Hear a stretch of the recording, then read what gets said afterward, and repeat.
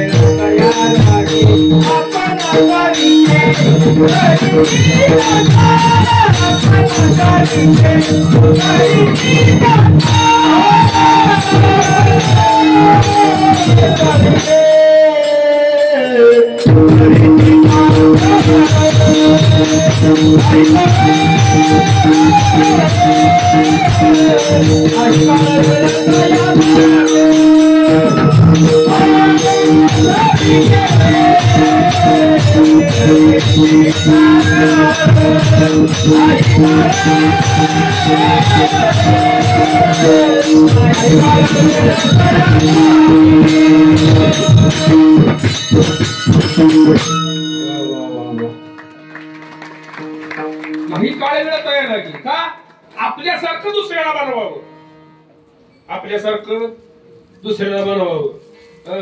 हे मला खरं सांगा, तुम्हाला सोनं व्हायला आवडल का परीस व्हायला आवडल?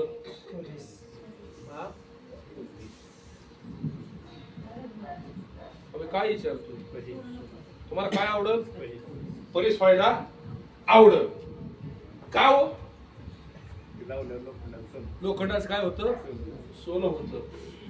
महाराज मला वाटतं इतर बसलेल्या सगळ्याला हेच वाटत असतं, बरोबर ना?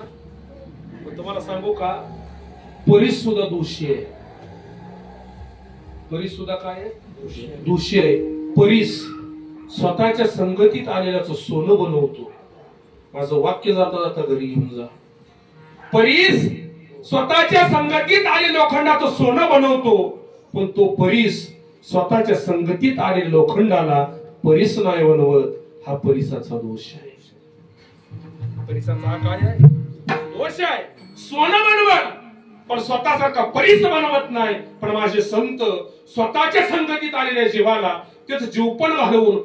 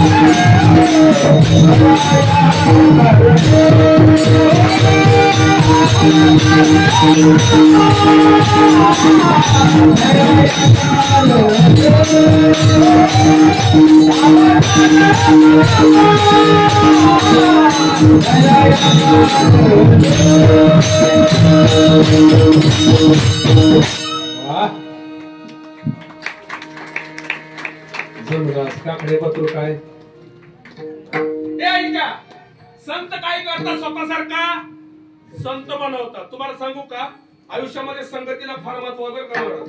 तुम्ही संताय संगतीत रागानं द्वेषानं जरी गेला ना तर संत उद्धारच करतात महाराज.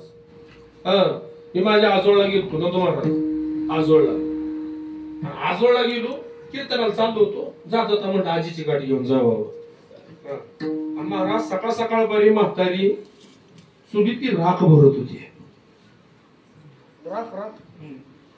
गाडी उभा केली गाडीतनं खाली उतरलो आणि म्हाताऱ्या पाया पडलो. आता जुन्या लोकांना सवय असते जुन्या लोकांना ती काय करते त्या गालावर हात फिरवून खडाखड बोट मोडते महाराज. मी म्हातारीच्या पाया पडलो म्हातारी त्या हात राहिली नाही व आपला हात राखण भरल्यात कोळशान भरल्यात म्हातारी हाय सवय गालावर हात फिरवून खडाखड बोट मोडली. तिच्या क्रियेमध्ये महाराज प्रेम आहे. माझा मुद्दा लक्षात घ्या. तिच्या क्रियेमध्ये काय आहे प्रेम आहे. पण त्या प्रेमानं काय केलं गाल केलं का नाही केलं. हा चहा पाणी घेतलं तोंड धुतलं तिथनं निघालो आणि इथं विट्यात अत्तरच्या दुकानात आलो. आता कशात दुसरं गाव सांगा ही सांगतो की आम्हाला जरा अत्तरचं महाराज नाही आहे. मी अत्तर गेलो अत्तर घ्यायला आणि महाराज किमतीवरनं दोघांचं भांडण लागलं. कोणाचं त्या अत्तरवाल्याचं माझं अत्तरवाल्याचं भांडण लागलं. कशावरनं त्या बाटलीच्या किमतीवरनं. आणि महाराज त्याला काय माहिती महाराज म्हणजे काय असतंय. हा ते आलं मला दुकानात बाहेर तो इथं धरलं होते मला इथं धरलं. आता कशा बाय धरलं होते भांडण लागलं म्हणून धरलं ना. ते आमचं भांडण एक जणांना मिटवलं. मी आपला कीर्तनाला निघून गेलो. पण अरुण महाराज 10 वेळा जरी शर्ट धुतला त्याला वास नाही गेला. मला दृष्टांच्याला काळा तेवढी हसली. तुम्ही बाकीच्यानी उद्या विचार करा. आजीनं प्रेमानं जवळ घेतलं होतं महाराज प्रेमानं. पण तोंडाला काय झालं काळं लावलं. हा रागानं माझ्या अंगावर आलता पण काय देऊन गेला सुवास देऊन गेला. हे ऐका संतांच्या संगतीत द्वेषाने जरी गेला रागाने जरी गेला तर ते तुमचा उद्धार केल्याशिवाय राहत नाहीत. हा संतांचा स्वभाव आहे. आणि देवाचा स्वभाव आहे काय देवाचा स्वभाव. मग महाराज आम्हाला कळालं आता थोडं थोडं आम्हाला आता कळायला लागलं परमार्थातलं. आता पाहतो संसारामध्ये एवढं गुरपटलो ना संसारानं दुःख दिलं परमार्थाकडे आलो परमार्थात सुद्धा दुःख मिळायला लागलं. महाराज म्हणजे राजानो परमार्थ हा कधी दुःख देत नाही. मग परमार्थात आल्यानंतर परमार्थातल्या घडणाऱ्या क्रिया दुःख देतात परमार्थ दुःख देत नाही. मग म्हणजे महाराज परमार्थ करून सुद्धा आमच्या दुःखाचं कारण काय. महाराज सांगतात दादानो परमार्थ सफल बनवण्यासाठी तुम्ही ज्या देवाची शरणागती केली ना तो तुमचा देव जर चुकीचा असेल ना तर तुमचा परमार्थ सफल होत नाही. मग महाराज सांगा ना आम्हाला आम्ही कोणत्या देवाला शरण जावं. अभंगाचं पहिलं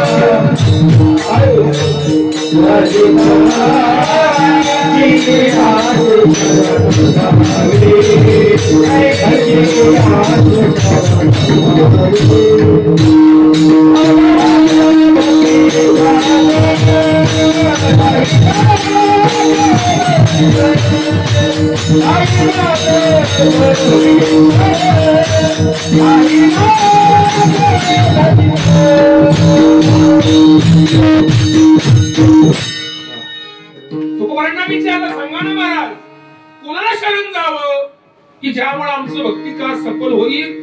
महाराज म्हणले, भक्ताचा अंतकरण पूर्ण करण्यासाठी जो देव स्वतःच्या मनामध्ये तसवर लाज बाळगत नाही त्या देवाला शरण जा. लोक म्हणले, महाराज असा देव जगाच्या पाठीवर आहे? महाराज म्हणले, आहे ना. भक्ताचं काम पडेल ते काम करतो. काय जण म्हणले, महाराज हाय लेवलचं काम करत असेल, हाय लेवलचं. महाराज म्हणले, तसं काय नाही. मग म्हणले, बराबरीचं काम करत असेल, बराबरीचं. महाराज म्हणले, तसं पण काय नाही. मग म्हणले, जगाच्या पाठीवर ज्या कामाला कोणच करायला तयार होत नाही ते काम महाराज म्हणले माझा देव करतो करतो. त्यात बसले बाई काकड्याला कोण कोण येतं? हात वर करा बरं. काकड्याला काकू एकट्या जायचे येतं. काकू उद्या काकड्याला आला ना, काकड्यामध्ये अभंग आहे, फार गोड अभंग आहे बघा. उचनीचे काही नेणे भगवंत तिष्ठे माझ्या भगवंतानं कुणासाठी काय काय काम केलं? सजन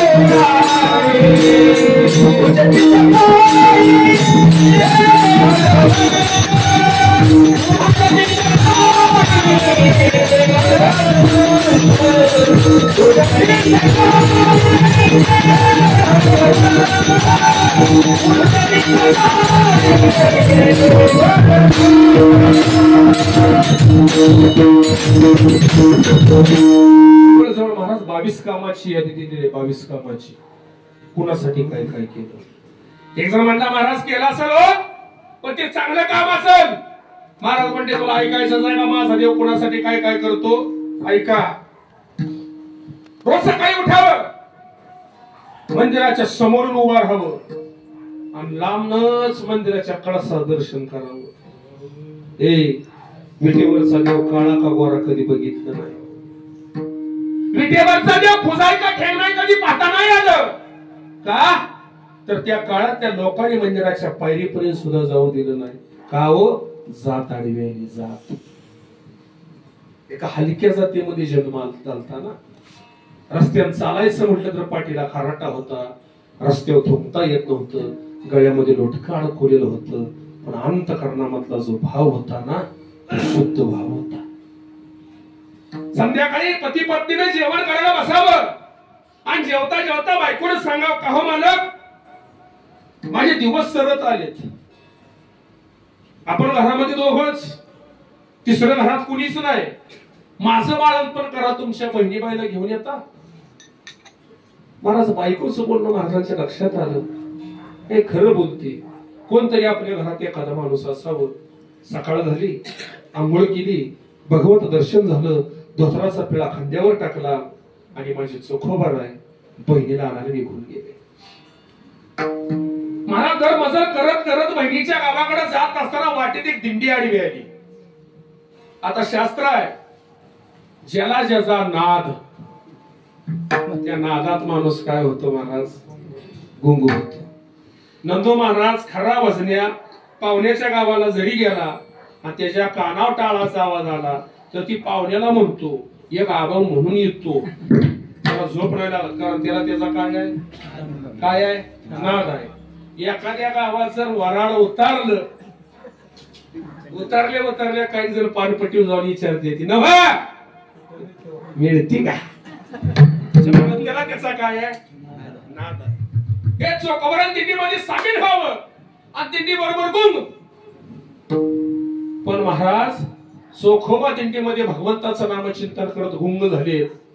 याची काळजी चोखोबरायला नव्हती, पण माझ्या विटेवरच्या मालकाला काळजी पडली. का? सोयराबाईचे दिवस सरलेत. कधीही तिला बाळंतपणाच्या काळात चालू होतील. काय करावं आणि विटेवरच्या मालकानं वीट सोडून खाली यावं आणि थोडं डाव्या बाजूला जावं. कोणा डाव्या बाजूला? रुक्माई. हा आई साहेबांकडे गेल्या म्हणले, आई साहेब म्हणल्या तेच काय आज आला इकडं. देव म्हणते काम आहे काम. म्हणजे बोला ना काय काम आहे. काय नाही ग, माझा चोखोबा नावाचा एक भक्त आहे. त्याची बायको बाळंतपणासाठी तिला आता काळा चालू झालेत. एक काम करते का, तिचं बाळंतपण करायला जाते का. कोण म्हणतोय कुणाला? हा कोण कोणास म्हणाले. हा विठ्ठल भगवंतांनी आईसाहेबांना विचारावं. आईसाहेब म्हटल्या मालक आपल्याला अजिबात जमणार नाही. नवऱ्याचं बायको ऐकत नाही. तिथनं चालत आलंय. तुम्हाला आताच ऐकत नाही. हा हा तिथनं चालत आलंय. कुठनं हा. खरंच बायको नवऱ्याच का ऐकत राहिले त्यांनी ऐका. झालंय त्यांचं आता होऊ द्या. राहिले ना ऐका. नागा नाद आला लागू तुम्ही आपली एक बघिवणुकी बघा. आला निरंजन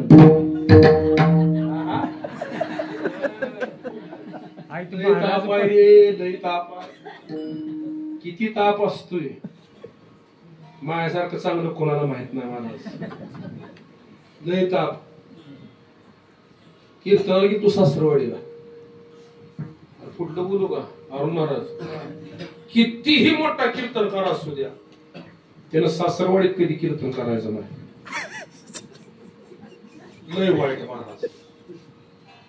आणि महाराज सासरवाडीपासून 1-2 किलोमीटर पुढे जायचं होतं मला. आणि जसा ती आता तर नवीन पद्धत निघाली, बोर्ड लावते ती कोपऱ्या चौकात. हा ती बोर्ड बघितला आणि मला सासूबाईने फोन केला. म्हणजे ना वा कीर्तनाला याच आहे वाटतं. याच आहे की येताना दोघं बी या. हिलोय मोठा प्रॉब्लेम आहे. येताना दोघं बी या. होय म्हणलं मामी येतो की. म्हणलं येतो. आता माझा फोन ठेवला आणि नवीन खेळ लावला. आमच्या दिवशी पाहुण्याचं कीर्तन आहे आणि येताना दोघं बी या. माझ्या डोक्यात तिला सांगायचं नाही, आपली आपण एकटं जायचं. पण मी घरी जायचं निरोप पचला ना. मला म्हणजे बघा मला माझ्या आईचा फोन आलता, आपल्याला असा म्हणला जाऊ म्हणलं काय अडचण नाही. मग महाराज ज्या दिवशी कीर्तन त्या दिवशी 7 वाजता सगळं राखलं. मला म्हणते महाराज ह्या 2-3 बॅगा हाय. म्हणलं नको काळजी करू, मी हाय. आपली काम आपणच करतो महाराज. आपण दुसऱ्या अजिबात बोलत नाही. हा माझी बॅग बॅगा उचलल्या, गाडी डिकीत नेऊन दरवाजा उघडला. मॅडमला म्हटलं बसा. मॅडमला बसवलं आणि गप्पा मारत कुठे गेलो सासरवाडीला. आता सासरवाडीला गेलो. सासरवाडी दारात गाडी उभा केली. महाराजांनी काय केलं, गाडीतनं खाली उतरलो. आता ही जात थांबती गाडी बशी का काय घर दिसलं का उतारलं. रिडको दिसल्यावर मस्त कशी उदाळ केलं नाही आधी बॅगा कोण घ्यायचं पण आपला स्वभाव महाराज आपला स्वभाव कसा लय चांगला माझी मॅच गाडीची डिकी उघडली दोन्ही बॅगा उचलल्या आणि महाराज मी बॅगा नेऊन घरात ठेवल्या आणि मी गाडीची डिकी उघडून ही घरात जाताना तिथल्या माणसाने कोणतरी बघितलं असेल पण तिच्या मैत्री असलेल्या कोणतरी आपल्याला काय घेऊन देणं मी आपलं गाडी दार लावलं आणि माझी मी कीर्तनाला चहा पे सुद्धा सासरवाडी थांबलो कीर्तन केलं माघारी आलो जेवण झालं चला म्हणलं आता जाऊया घरी बिडू फुगली होती मी म्हणतो काय वाटाळा झालाय मला नेमकं कळत बरं एकदा सोडून गेल्या माझा तिचा पुन्हा काय विषय बोलणं नाही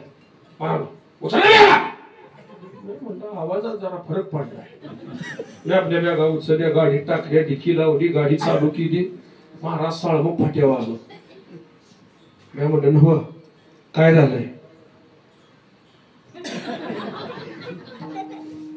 महाराज मग उदात आलो डिगीजीत आलो डिगीजीत आटपाडीत आलो एक शब्द दोघाचा जुई जागी अजिबात नाही गाडी महाराज आटपाडीच्या पंपाच्या पुढे भिंगीवाडी या माळावर थांबवली तिला म्हणते हे बघ काय झालंय मला सांग सांगितल्याशिवाय कळल का आपल्याला कळल का आणि हाय असं जर आपण घरी गेलो तर म्हातारी म्हणणार या दोघांची काहीतरी भांडणं लागली म्हणणार का नाही काय झालंय तेवढं मला सांग हा म्हणते मला तुमच्यावर बोलायचं नाही म्हणतं मरोच तर बोलत नाही पण काय झालंय तेवढं सांग मला म्हणते तुम्ही आला माझ्या बरोबर माझ्या गावाला आलतो की म्हणलं त्यात काय बर माझा आटास होता का कुणी बोलिलं होतं लय कंड सासूला नागबाबा म्हणतात नाकीचा मोती ठेवी घाण परी राखी जावयाचा तुमचा सगळ्यात लाडका आवडता प्राणी कुठला बघा म्हणते का नाही जावाय जावाय सुद्धा प्राण्यासारखं म्हणते मी म्हणतो मग आलो काय माझ चुकलं तुम्ही बॅगा उतरल्या का गाडीतनं म्हणतो मग घरात कुणी ठेवल्या होत्या कोण ठेवल्या होत्या मी ठेवल्या उतरल्या कुणी हा म्हणजे तुम्ही बॅगा उतरत होता तेव्हा माझ्या मैत्रिणी तिथं होत्या म्हटलं मला काय करा तुझ्या मैत्रिणीचं पुढलं ऐकाय की म्हणली मी म्हणलं ऐकतो की बोल हे बघा म्हणली तुम्ही बॅगा ठेवल्या आणि तुम्ही कार्यक्रमाला निघून गेला आणि माझ्या मैत्रिणी घरात आल्या म्हटलं मग मी काय करू त्याला नव त्या मैत्रिणी मला म्हणत होती का ग बाय आज सासऱ्याला घेऊन आल्यास का काय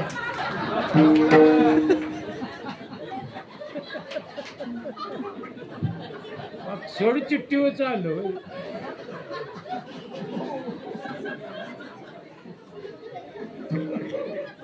तिला म्हटलं दोतार म्हणून आपलं बरं चाललंय दोतार आहे म्हणून बरं आहे हाडकी हाती रोज दोन आहे ते रोज दोन कशामुळं दोतार काढून पॅन्ट घातल्या बाई माती खाचील का म्हणून यांना भांडाय काय काढायला लागत आई साहेब म्हणल्या महाराज आपल्याला जमणार नाही भक्त तुमचा तुम्ही काही करा नकार दिला हो कामाला आता प्रश्न पडला माझ्या भगवंताच्या पुढं काय करावं हे तुम्हाला गंमत म्हणून विचारतो मला उत्तर द्या मला सांगा तुमचे मालक तुमच्यावर किती प्रेम करतात हे तुम्हाला बघायचं आहे का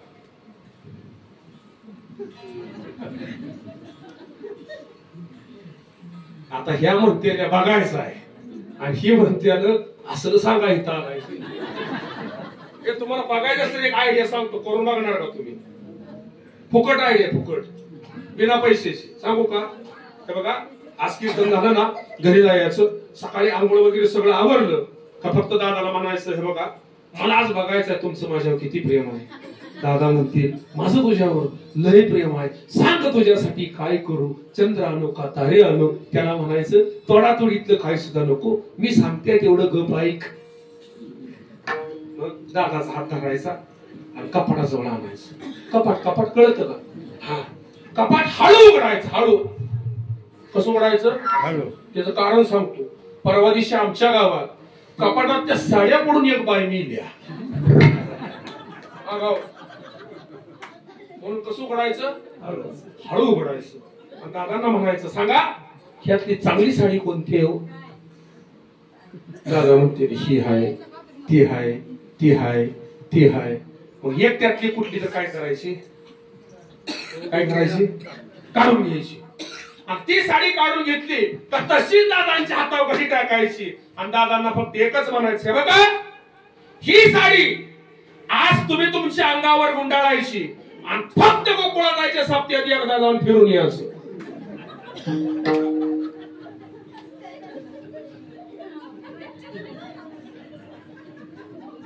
जाऊ का आपला विषय जाऊ का कोण बाबा आपण जाऊ किती जरी बायको प्रेम असलं जाऊ नाही जाणार.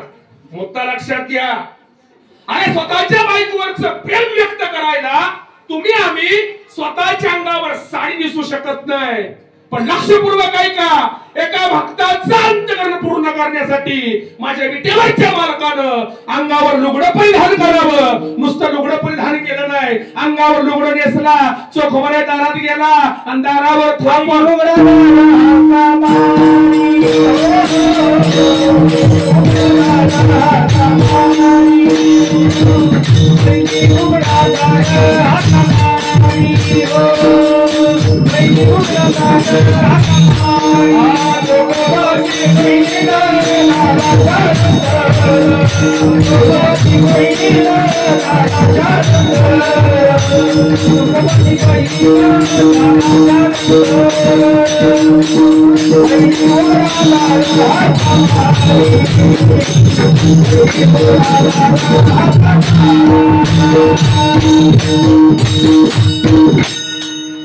चोखोबाच्या बहिणीचं रूप माझ्या भगवंतानं घ्यावं. दारावर थाप पडली वहिनी दार उघडा. आतून दरवाजा उघडला. सोयराबाई विचारते वंश त्यांनी नाही म्हटले दादा दिंडीला गेला. विटेवरच्या माझ्या मालकानं त्या सोयराबाईचं बाळंतपण केलं. त्याच्या नुकत्या जन्माला आलेल्या मुलाची नाळ माझ्या भगवंतानं कापावी. त्याच्या कानामध्ये फुंकर माझ्या भगवंतानं मारावी. त्या लहान लेकराचे बाळ ते माझ्या भगवंतानं बदलावे. भक्तासाठी देव काम करल नवल नाही पण रावणराव महाराज एक प्रश्न असा पडतो सोयराबाईच्या पोटी जन्माला लेकरू किती भाग्यवान असेल की ज्याची नाळ स्वतः माझ्या भगवंतानं कापावी. ज्याच्या कानामध्ये पहिली फुंकर माझ्या भगवंतानं मारावी. रोज त्या लेकराला आंघोळ घालावी. सोयराबाईला लाहू माकू घालावं. आणि महाराज 3 आठवडे कार्यक्रम असाच चालला आणि दिंडीमधल्या चोखोबराच्या लक्षात आलं बहिणीने हे लागतो दिंडीत उड्या मारतोय. बहिणीच्या घरी गेले बहिणीला घेतलं पुन्हा घरी माझ्या घरी आले. आणि जशी हे दोघं दारात आले आतलीला कळालं आतली गायब झाली विटेवर जाऊन उभा राहिली. पुन्हा दारावर थाप पडली. दार उघडलं तर बाहेर दोघही दिसले. सोयराबाई म्हणते वंश 5 मिनिटांपूर्वी आत होता बाहेर कुठून आला हो. पण सकाळी मी तुम्हाला लाल साडी नेसाय दिली तुमच्या अंगावर हिरवी साडी आहे. निर्मलाबाई म्हणते वहिनी अगं बिनदादा आत्ता चालूय असं काय येडेवानी भक्ती. सोयराबाई म्हणते नाही वंश 3 आठवडे झाले तुम्ही माझ्या बरोबर आहे. माझं बाळणपण तुम्ही केलं. लेकरांना होमाको घातलं त्याचे कपडे बदलले. घाण झालेली बाळ होती नदीवरनं तुम्ही धुणं आणत होता. तुम्ही का खोटं बोलता. आणि त्या दोघीचा संवाद पाठीमागं बसणाऱ्या चोखोबाईने ऐकावा. हातामधलं साहित्य दारामध्ये सोडावं आणि महाराज पळत पळत पळत यावर पंढरपूरच्या रावळाच्या समोर उभा राहावं आणि त्या विटेवरच्या मालकाला सांगावं हे देवा माहिती आहे रे मला माहिती आहे माझ्या बायकोचं बाळंतपण करायला तूच घेतला. तुला खरं सांगू का तू काळाय का गोरा आहे मला माहित नाही. खुजाय का ठेंग नाही तुझ्याकडे कधी बघितलं नाही. फक्त जसं कळतंय तसं आजपर्यंत मी फक्त माझ्या अंतःकरणाचा शुद्ध भाव होतो तुझ्यापर्यंत आलोय. आणि देवा खऱ्या अर्थानं चोखेची भक्ती आज सफल झाली. हे देवा तुला खरं सांगू का एखाद्या वेळेला ऊस वाकडा तिकडा असेल पण ऊसाचा रस वाकडा तिकडा नसतो. हा चोख्या वाकडा तिकडा असेल पण चोख्याच्या अंतःकरणातला भक्तीचा भाव वाकडा तिकडा नाही. ऊस डोंगा परी रस नोहे डोंगा चोखा डोंगा परी भाव नोहे डोंगा. अरे माझ्या अंतःकरणातला भाव पूर्ण करण्यासाठी भगवंता तुला काय करावं लागलं तर माझ्या बायकोचं बाळंतपण करावं लागलं. जगद्गुरु तुकोबाराय सांगतात भक्ताचं अंतःकरण पूर्ण करण्यासाठी किती हलक्या दर्जाचं काम जर पडलं तर ते काम करायला माझा विटेवरचा देव कायम तयार आहे. म्हणून त्या विटेवरच्या देवाला शरण जा. अभंगाचं दुसरं शरण जावे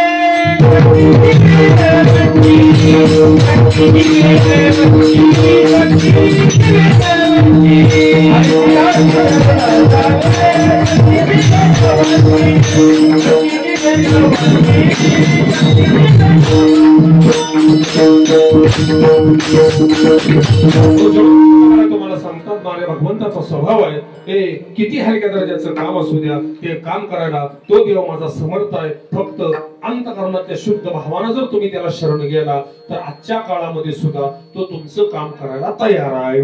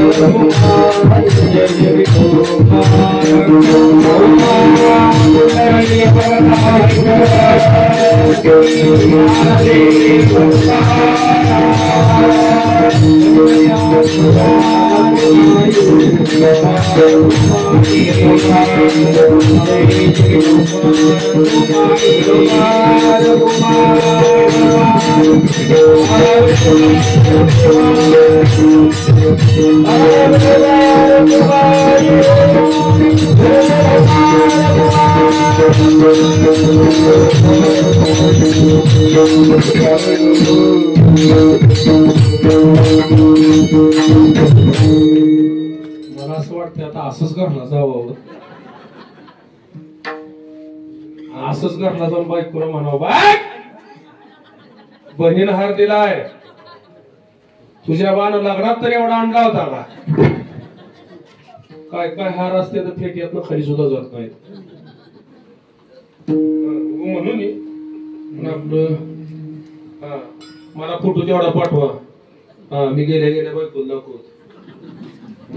पण हाराचा मोह चांगला आका राजीव गांधी घालिवला. एकच आहे ना माऊली. आता दुसरी करायची आहे का तुमच्याकडे?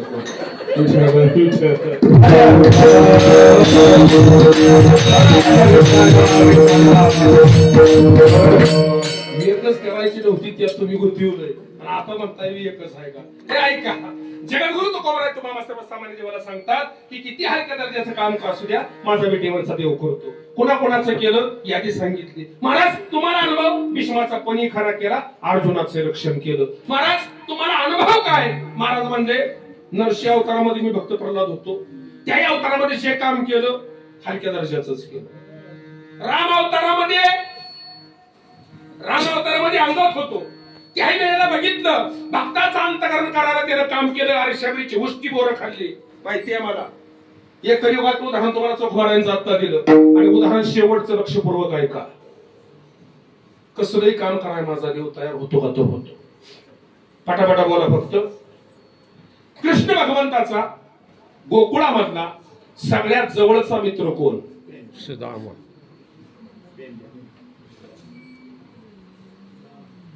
माझा प्रश्नच कळणार नाही तुम्हाला. कृष्ण भगवंताचा गोकुळामधला सगळ्यात जवळचा मित्र कोण?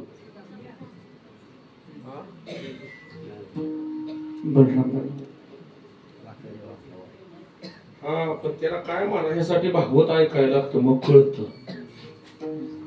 कोण म्हणतो? सुदामा. सुदामा हा शाळेतला मित्र आहे. शिकाय गेल तिथला, गोकुळामधला नाही. त्याचं नाव मला माहितीये, तुम्हाला कोणालाच माहित नाही. सांगून जातो ऐका. त्याचं नाव आहे मधुमंगल. काय नाव आहे? परिस्थिती फार महाराज बेताची आहे.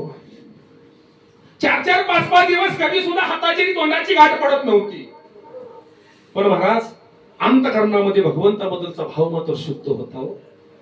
या घरातल्या 10 गाई त्या घरातल्या 20 गायी, एखाद्या घरातल्या 50 गायी, अशा 100-150 गायी गोळा करायच्या आणि त्या गायी राखोळीत चरायला घेऊन जायचा. हा माझ्या मधूचा काय होता, नित्यनेम होता.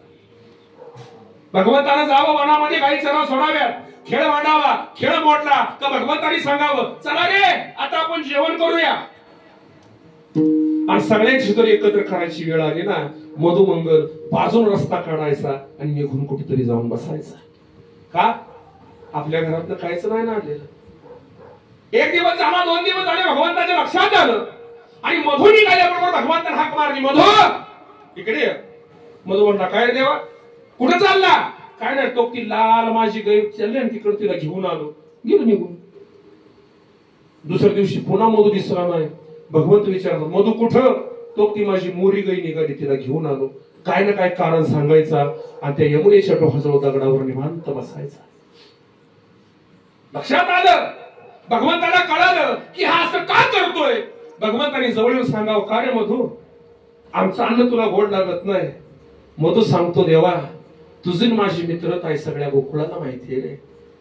कदाचित तुझ्यामुळे यातलं कोण काही बोलणारही नाही, पण जर एखादा जर म्हणला या सगळ्या शिदोरी आमच्या सगळ्याची एकत्र केलेले आहेत, आम्हाला खायचा अधिकार आहे, या शिदोरीमध्ये तुझ्या घरचं काय आहे का?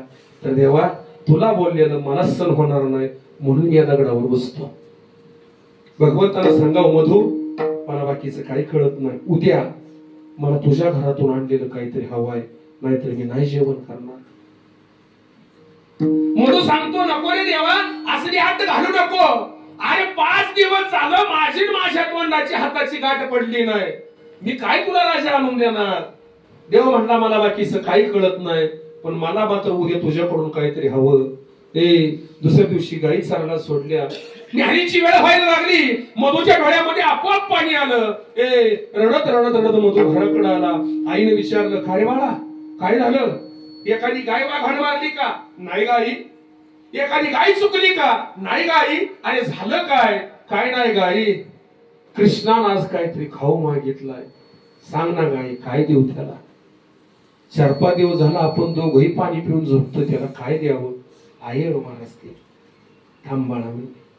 शेजारनी कळाली, शेजारीला विचारलं. शेजारी म्हणली 15 दिवसापूर्वीची कढी आहे, ताक आहे, देऊ का?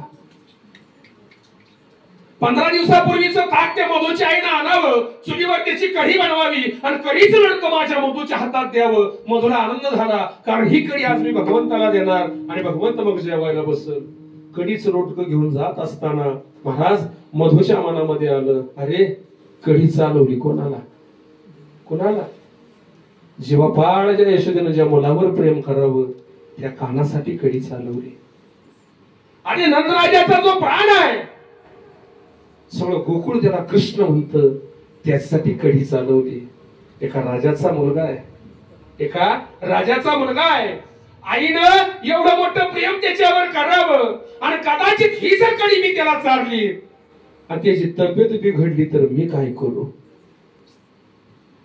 जात जात जात यमुनेचा ढोह कधी आला त्याला कळालं नाही.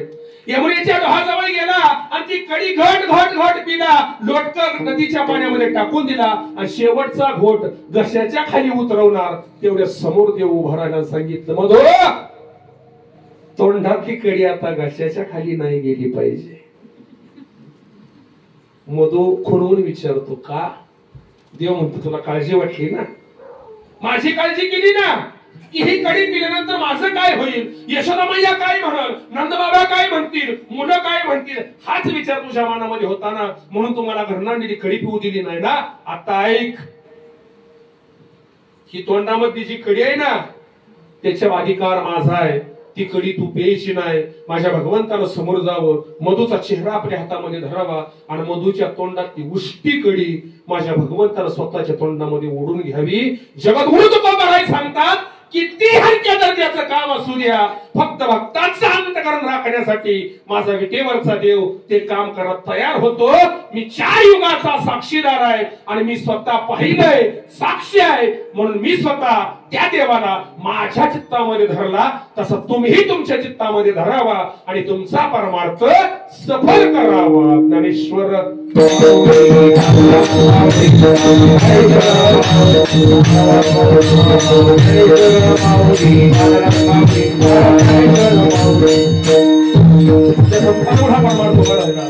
संतांचं आपल्या 2 मिनिटं भाषण करायचं आहे. ज्याला ज्याला हात आहे त्याने हात वर घ्या. वा वा वा वा वा छान. काकडा चांगला आहे का 5 काकडा राहू द्या का 5 वाजता असंच. हे चला हात वर घ्या हात वर घ्या हात वर घ्या. वा वा वा छान छान छान. ज्या संतांवर हा परमार्थ उभा राहिला त्या संतांचं 2 मिनिटं प्रेमानं टाळी वाजवून भाषण करा. तुकाराम